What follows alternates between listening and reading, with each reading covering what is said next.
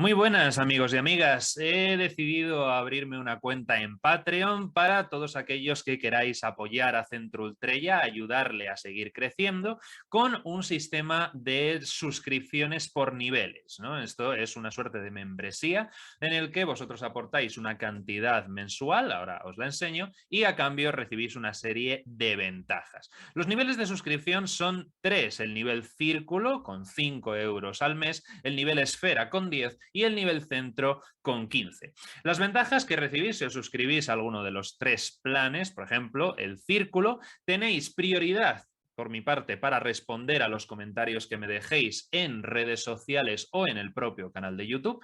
Además, os mencionaré como agradecimiento por ser mis mecenas en cada uno de los vídeos y todos los meses podréis elegir un guión de los 4 vídeos que se publican al mes en el canal de YouTube de Centro Ultrella. Podréis elegir uno de ellos para que yo os envíe el guión de ese vídeo.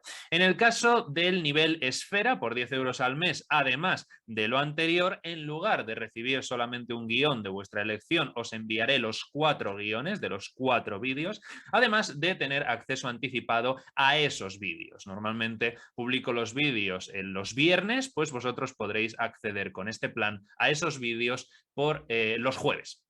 Y el último, el nivel centro, por 15 euros al mes, además de todo lo anterior, mensaje de agradecimiento, los 4 guiones, prioridad a la hora de responder comentarios, también podréis elegir temas que queréis que trate en los vídeos y se harán en esa misma semana esos temas, trabajaremos sobre ellos. También tendréis acceso anticipado a los vídeos, los jueves en lugar de los viernes, y también una vez al mes habrá una emisión en directo con vosotros exclusiva. Es decir, estas emisiones en directo, estos directos no serán públicos, sino que serán solamente para los mecenas que hayan contratado la suscripción Centro. Esto es el programa Patreon, estas son las ventajas, así que los que queráis colaborar y ayudar a que Centro Ultrella siga creciendo, os lo agradezco de corazón. Y ahora sí, vamos con el vídeo de hoy.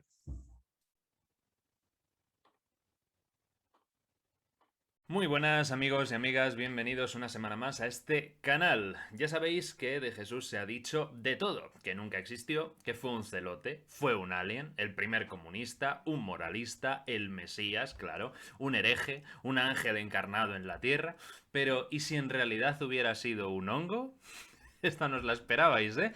Pues sí, hace unas semanas Jesús No Name, a quien le mando un saludo y le agradezco su participación en el canal, me preguntó que por qué identificaban a Jesús el Galileo con un hongo, y en el vídeo de hoy vengo a dar respuesta a esa pregunta. Bienvenidos, amigas y amigos, al Centro Ultrella.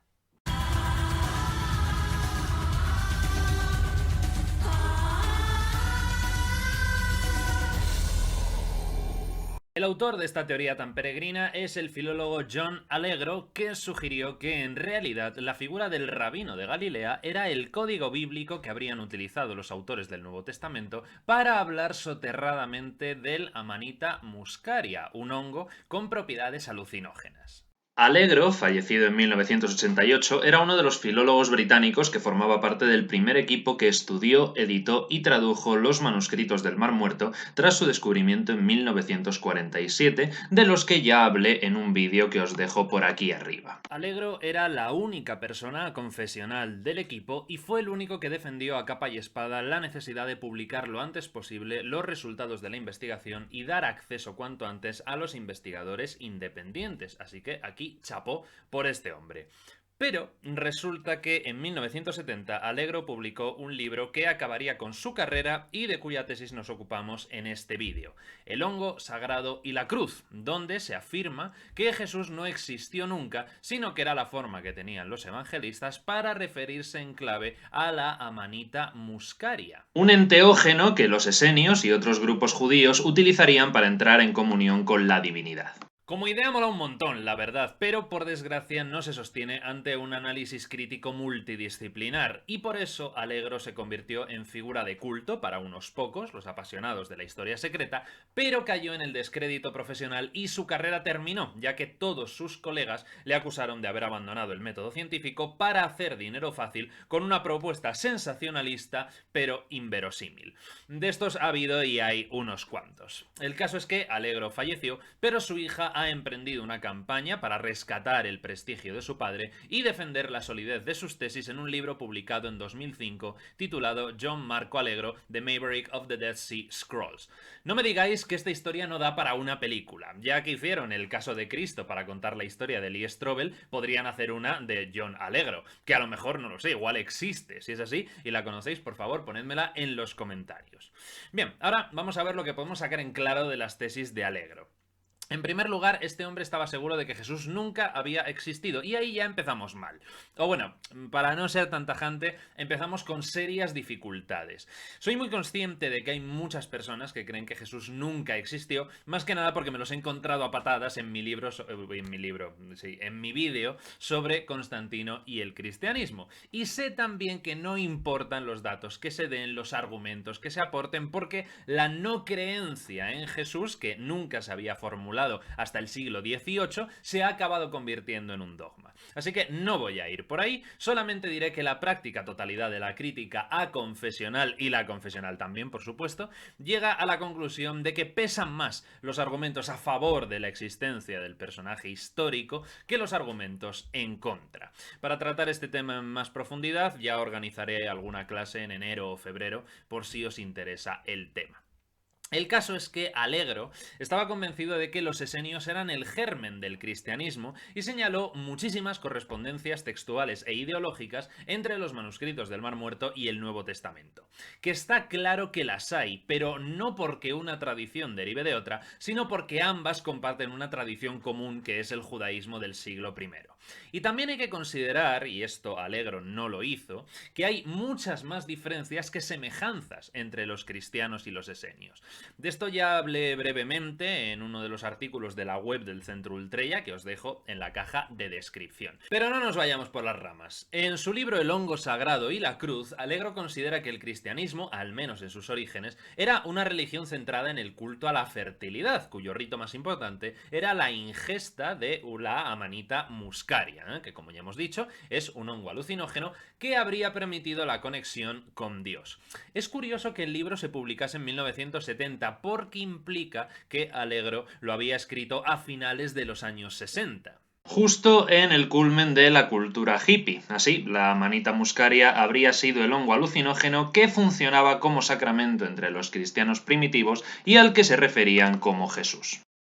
Que este fuera el mismo hongo que Gordon Wasson, especialista en hongos enteógenos, habría identificado con el soma de los Vedas. Curiosamente, Wasson se opuso a la tesis de Allegro para su sorpresa. Uno de los argumentos de Allegro es que la Amanita muscaria no disemina sus semillas, sino que eyacula microscópicas esporas que crean una red biológica en la base de los árboles coníferos, el lugar donde las tormentas eléctricas generan más hongos. Antes del descubrimiento de las esporas, se creía que eran los rayos el origen de los hongos, y como los rayos estaban asociados a la divinidad, pues el hongo era también el hijo de Dios concebido virginalmente. No está nada mal, la fumada nunca mejor dicho. Sobre el tema del nacimiento virginal ya tuvimos una clase correspondiente en la que vimos que únicamente Mateo y Lucas hablan de la concepción virginal de Jesús y con matices. El resto del Nuevo Testamento no dice ni media sobre eso. Y vimos también que estos evangelios canónicos de la infancia fueron añadidos a Mateo y Lucas muchos años después. Y es verdad que el rayo es un atributo de la divinidad, pero el dios hebreo Yahvé no se asociaba especialmente con el rayo, sino en un momento muy primitivo de la cosmovisión israelita, que desde luego había quedado completamente desfasada en la época de los redactores del Nuevo Testamento. Y si me decís que el rayo no hace referencia a Yahvé sino a Zeus, os diré que los evangelios son 100% literatura judía. De hecho, son seguramente la cumbre de la literatura judía del siglo I, por lo que es inconcebible para un judío que Jesús sea hijo de Zeus, a quien consideraban un ídolo, por no mencionar que el nacimiento de Jesús no se da exactamente en las mismas circunstancias que el de los héroes de la mitología clásica, además que hay que entender muy bien la diferencia de concepción semita, decir, judía y griega, respecto a aquello de hijo de Dios. En fin, todo esto lo hablamos también en la clase sobre la virginidad de María, que podéis adquirir si os interesa. Allegro también recurre para su tesis a la iconografía, ya que afirma que el sombrero de los hongos puede relacionarse con el halo de los iluminados o de los ángeles. Por desgracia, la iconografía de Jesús no aparece hasta el siglo III y cuando lo hace no va acompañada de un halo. Además, los autores evangélicos, como judíos, no concebían a sus héroes con la cabeza radiante fuera de Moisés. El judaísmo es una religión de la palabra, no de la imagen. El halo en representaciones cristianas será muy posterior, influido por la corona solar de los dioses egipcios. También afirma Allegro que la cruz es un símbolo cruciforme del hongo, cosa que yo no termino de ver. La raíz que empleó Allegro para desarrollar todas estas hipótesis fue la supuesta correlación entre términos sumerios y hebreos, cuando ya en los años 60 y 70 la investigación había demostrado que se trataba de idiomas pertenecientes a familias lingüísticas diferentes. Y esto, sumado a la reconstrucción que hacía Allegro de palabras sumerias hipotéticas no atestiguadas como tales, sino solamente los elementos que las formaban, pues además de sus postulados de la existencia de una línea continua desde la religión solar egipcia hasta los gnósticos, pues acabó por pasarle factura. Como digo, actualmente Allegro se encuentra entre los investigadores desacreditados, a pesar de que tiene firmes defensores entre los seguidores de la historia secreta y las teorías de la conspiración, además de a su propia hija Judith Ann Brown, obviamente. Sobre las tesis de Allegro acerca del uso de la amanita muscaria entre esenios y cristianos y de Gordon Wasson de su identificación con el soma védico, es curioso que en época más reciente el escritor etnobotánico y psiconauta Terence McKenna, fallecido en el año 2000, teorizara de forma lúdica que Santa Claus era en realidad un chamán polar simbólico que llevaba los colores de la amanita muscaria. Y esto al menos tiene el fundamento de que los renos voladores sí comen amanita muscaria y que toda la mitología que rodea a Santa Claus, la estrella polar, los duendes, los juguetes mágicos, el vuelo, sí contienen elementos vinculados, símbolos vinculados con las prácticas chamánicas. En conclusión, la propuesta de Allegro de que Jesús nunca existió, sino que era la forma que tenían los evangelistas para referirse a este hongo, que sería el sacramento de sus reuniones, parece un poco desaforada. ¿Quiso Allegro engañar al mundo? ¿Le pudo el ansia de fama y por lo tanto de dinero? Pues yo diría que sí y no. Me parece que para entender por qué Allegro publicó ese libro y defendió esas tesis que acabarían con su carrera académica, hay que volver a su trabajo como uno de los primeros investigadores de los manuscritos del Mar Muerto. Como vimos en el vídeo correspondiente, ese descubrimiento cambió para siempre la forma de entender la vida religiosa judía del siglo I, y Allegro consideraba que tenía que darle la mayor capacidad de promoción a esos manuscritos, a esos escritos. Y entonces cuando todo aquello salió a la luz en el 47 y durante los años 50 y 60, Allegro utilizaba sus libros, charlas y entrevistas para intentar encender el interés en el público. Y en un primer momento el resto del equipo apoyó sus esfuerzos, porque estaban encaminados a conseguir una financiación estable para la investigación.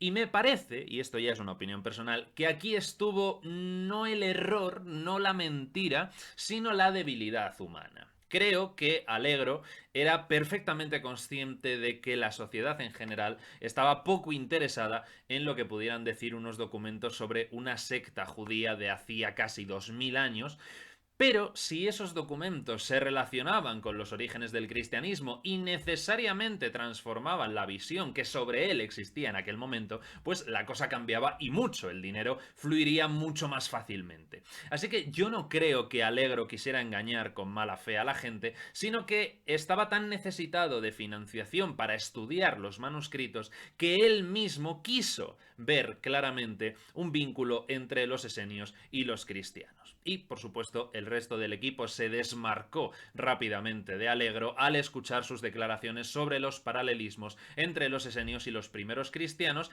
que consideraban infundadas y orientadas a conseguir notoriedad. Por lo tanto, le acusaron de buscar más la controversia, que siempre da mucho más dinero y atención, y de haber abandonado el rigor científico. La verdad es que es más que probable que los compañeros de equipo de Allegro tuvieran razón. Hasta hoy se han seguido estudiando los rollos de Qumran y la crítica es unánime en afirmar que no hay rastro del cristianismo primitivo entre sus pliegues, sino que esenios y cristianos tienen similitudes porque pertenecían al judaísmo del siglo I. Pero también hasta hoy se han seguido publicando libros que siguen la estela de Allegro, afirmando que en los manuscritos del Mar Muerto se esconden secretos oscuros del cristianismo que la Iglesia no quiere desvelar. En fin, lo de siempre.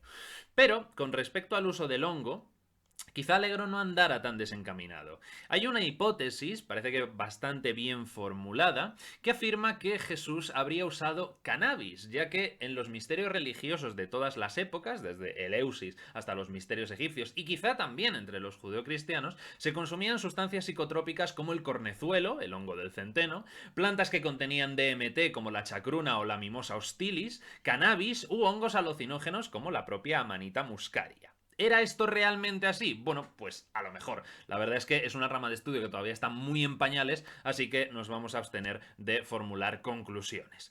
De todas maneras, entre afirmar que Jesús consumía hongos y que Jesús era en realidad un hongo, pues hay un abismo. En la caja de descripción os dejo el artículo sobre el Jesús fumador de cannabis. Y hasta aquí el vídeo de hoy, una épica historia de tesoros, ambición, necesidad, descrédito, caída y reivindicación. Es una cosa preciosa.